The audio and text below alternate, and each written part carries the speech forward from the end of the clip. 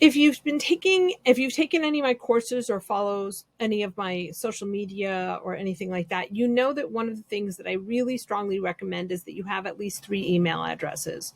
The first is for work. The second is personal, which would be your friends and family, your kids or neighborhood listservs and stuff like that. And then the third one is sort of a junk email address, the email address you would use for anytime you make purchases online, maybe newsletters or anything that you sign up. And in this case, this is my email address that is the quote unquote junk email address. I actually have a few others, but this is the one that I use for buying. And clearly along the way, someone has gotten my email address. And so I'm getting a lot of junk email.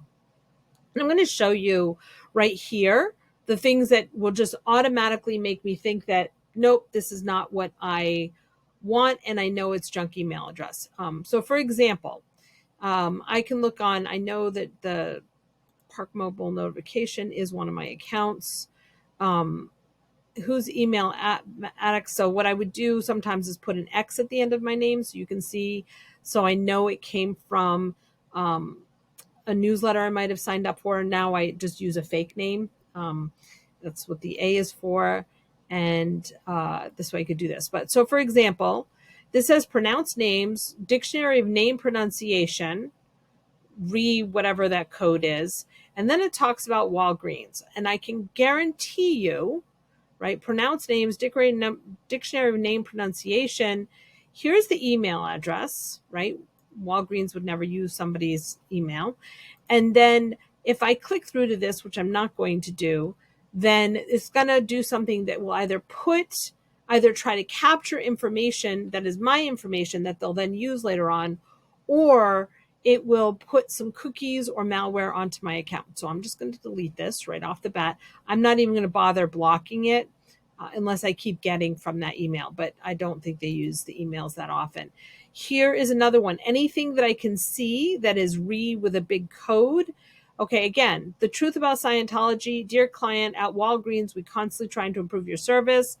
Obviously, Walgreens and Scientology have nothing to do with each other, so I'm just going to automatically delete that one. Searchenginecrew.co or .com. Again, dear client at Walgreens, right? We just ignore these. Now, that's not to say that every time you receive a request for doing a survey is going to be fake, because I always get, every time we go to the doctors or something like that, I'll often, or I don't know, call one of my providers like your phone or something like that.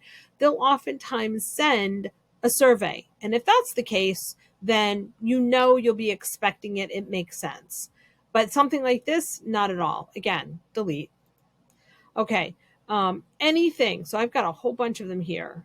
Read this code at Walgreens again. So at some point, and if you notice, each of these has its own email address, right?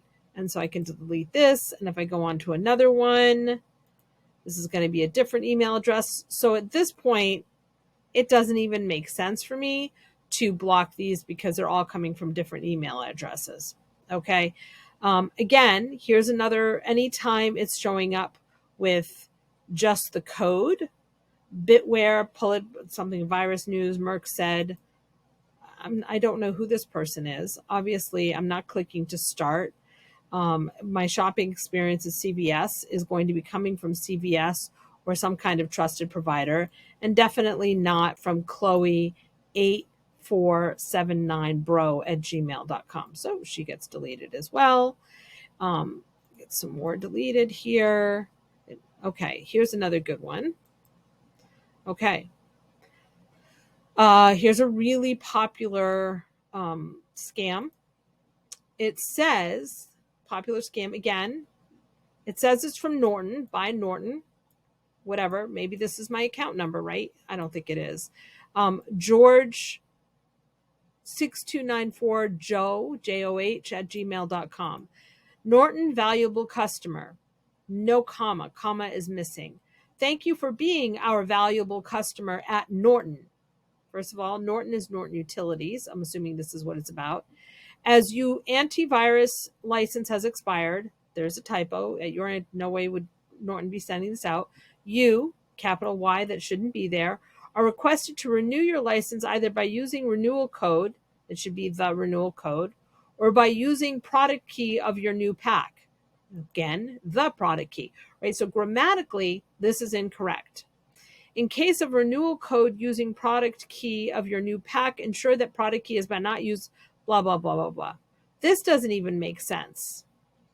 And then it says the invoice, purchase date, payment method, support up to 2 devices. This is not lined up cleanly. This is not how Norton Utility would ever send out an invoice.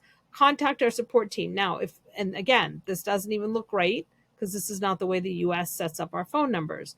So, nor would Norton Utilities make it that easy to cancel your membership. You kind of need to work to figure out how to cancel your membership.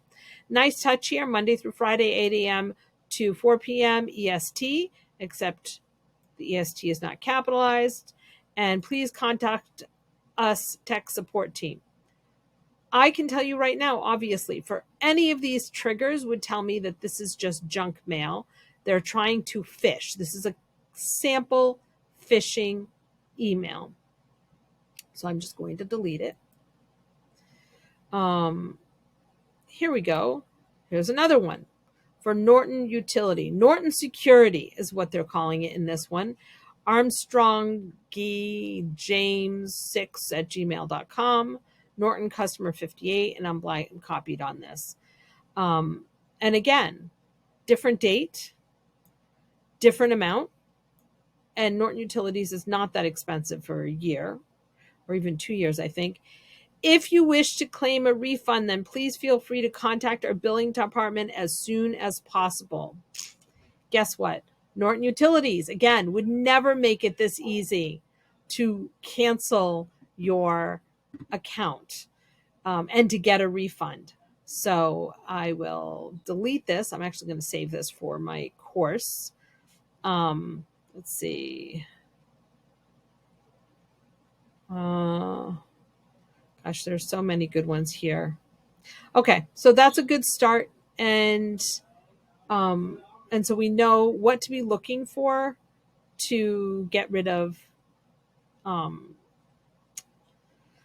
Okay, that's a good start. And now we know what to look for when we're looking at canceling accounts, deleting scammers.